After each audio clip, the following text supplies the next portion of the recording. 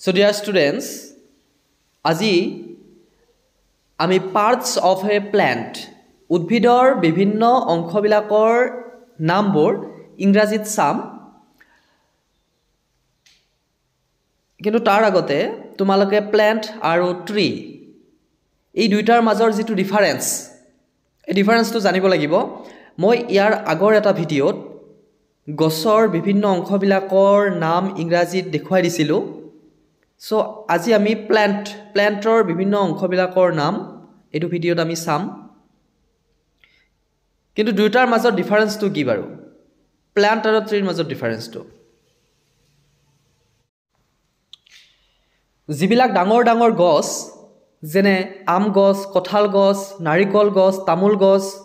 যিবিলাক ডাঙৰ ডাঙৰ গছ আছে সেই ডাঙৰ ডাঙৰ গছবিলাকক ট্ৰী বুলি কোৱা হয় আৰু সেই গছবিলাকৰ এডাল গা গছ থাকে এটা মেইন জিডাল গছ সেই গছডালক গা গছ বুলি কোৱা হয় কিন্তু প্লান্টৰ ক্ষেত্ৰত তেনেকুৱা নহয়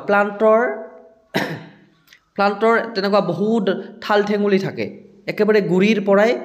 তাৰ মানে বহুত ঠাল ঠেঙুলি থাকে এইবিলাকক কোৱা হয় ষ্টেম বুলি কোৱা হয় আৰু গছৰ হলে ট্ৰী হলে হেতু কোৱা হয় ট্ৰাংক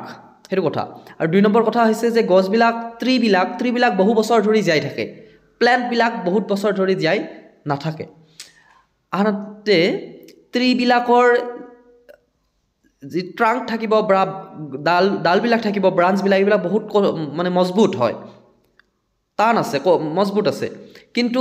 প্লান্টৰ ক্ষেত্ৰত যি ষ্টেমবিলাক থাকিব ঠাৰিবিলাক থাকিব সেইবিলাক কিন্তু কোমল হয় সো চিত্ৰত দেখুৱা ধৰণে কোকোনাট ট্ৰী বুলি কম আমি কিন্তু এই সুটি সাপৰ যিবিলাক উদ্ভিদ আছে এইবিলাকক কোৱা হ'ব প্ল্যান্ট যেনে বিলাহীৰ গছ জলকীয়াৰ গছ সেইবিলাকক আমি কি বুলি কম প্ল্যান্ট বুলি কম সো ঠিক আছে এতিয়া আমি ইয়াৰ পাৰ্টস বিলাকৰ বিষয়ে চাব লাগিব সো ৰুটস মানে মাটিৰ তলৰ যেটো অংশ হিপা বুলি কোৱা হয় এটো হৈছে ৰুটস মানে হৈছে হিপা seed বহুবচনত seeds মানে বীজ উদ্ভিদৰ যেটো বীজ যেটো গুটি তলত মাটিৰ তলত থাকে হেতু কোৱা হয় seed আৰু এই জিডাল প্ৰধান উদ্ভিদৰ ঠাৰি হেতু কোৱা হয় stem আৰু বহুতো অসংখ্য সৰু কি থাকে ঠাৰি থাকে সেইবিলাকক কি বুলি কোৱা হ'ব stem তাক কোৱা হয় stem